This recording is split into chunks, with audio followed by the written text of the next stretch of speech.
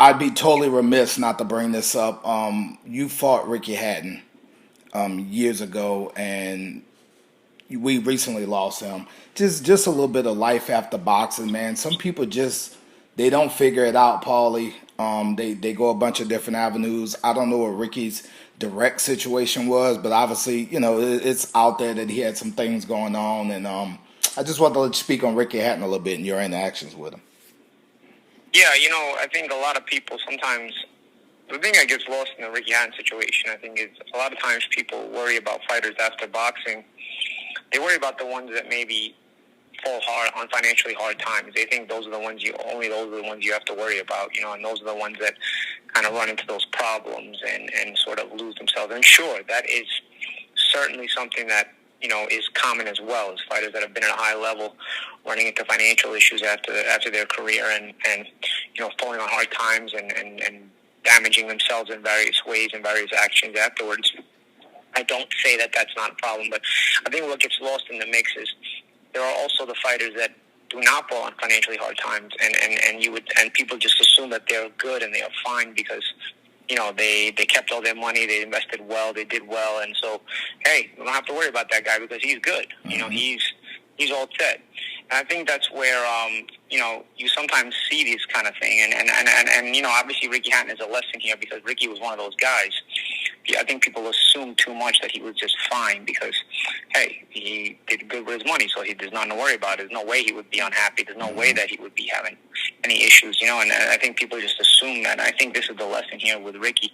Ricky was a guy who had all the success in the world and obviously didn't have the financial issues that a lot of fighters have after his career, but yet there were things he struggled with. There were things he dealt with. And I think people, I don't want to say he was abandoned, but I think the word is maybe people assumed he was better than he was because people only take the trajectory to look at people through a financial lens in today's day and age, and I don't think it's fair. I don't think it's right. I've noticed that from a lot of perspectives.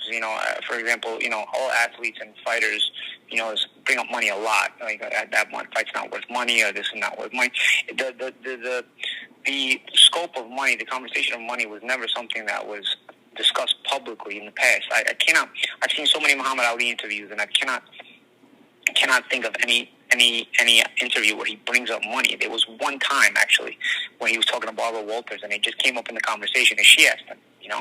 Basically she was asking him. She was at his house, and he had like Rolls Royces in the driveway, and she was saying, what drives you to keep fighting? So he was talking about that because the context of the question came out because she was in the presence of his riches. But overall, you never saw that. But today you do. Today you see that all the time. People talk about all the time. I got this. I'm making this. What does this make me? And it's something that I don't know. It's sort of like a weird movement that has happened in where they talk about other people's money too. So it's sort of a weird like to not to use this as the only example, but people ask why Tank is fighting Jake Paul, and they say, "Oh, it's the money," like as if that's a good excuse to do it. Like maybe for him it's a good excuse to do it, but why are you defending it? He's not putting his money in your pocket. So why is that important to you that he fights Jake Paul and makes money? He's got money already.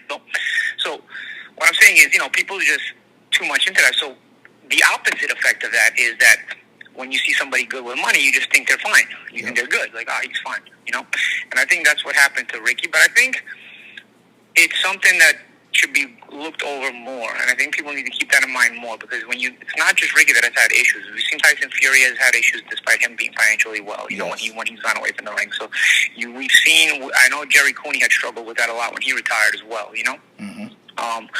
So, don't get me wrong. It's nice to retire with all your money, and then there's guys who do well, and there's guys who seem to be okay. Like, for example, you look at Ray Leonard. He always looks great. He always looks amazing, and he's always in good form, But, it's not just money that you have to judge people by, even though today people like to standardize that. I think, sometimes you got to check on the people you love regardless, because when they tell you money can't buy happiness, I've heard the opposite. I've heard that counteracted with, but poverty can be miserable. I get it. I'm not telling you that's not true.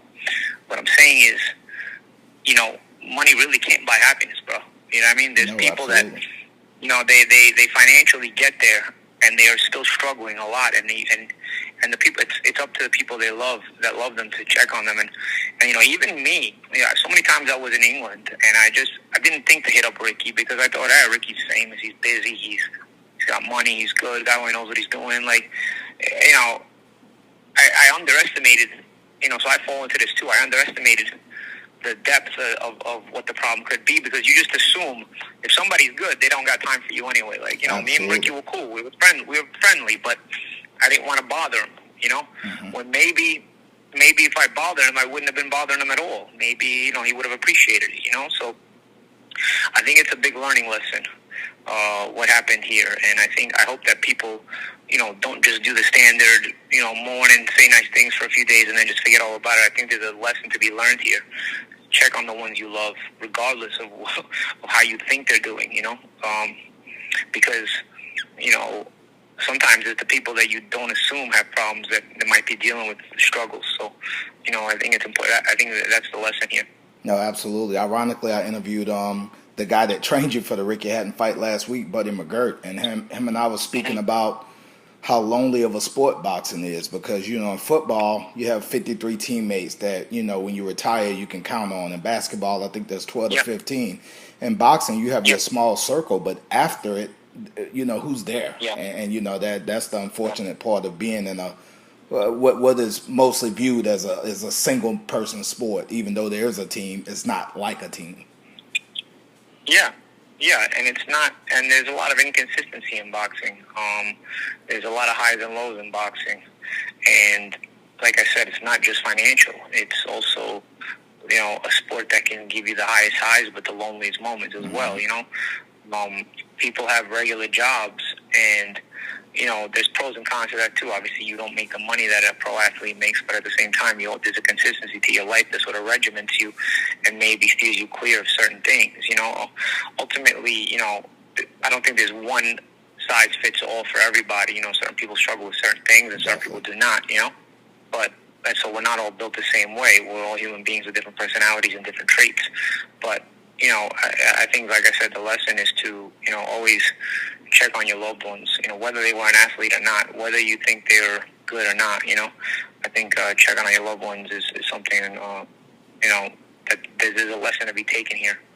Absolutely. Well, Paulie, man, I can't wait to see you back in the Trigon, brother. See you in the Trigon, and best of luck to you. It's a reason why I love listening to your YouTube channel, man, because you're always spot on, brother. So appreciate the time, my man. Thanks, Prezi. Appreciate you, man. I'll talk to you soon. All right, brother. No doubt. Thanks.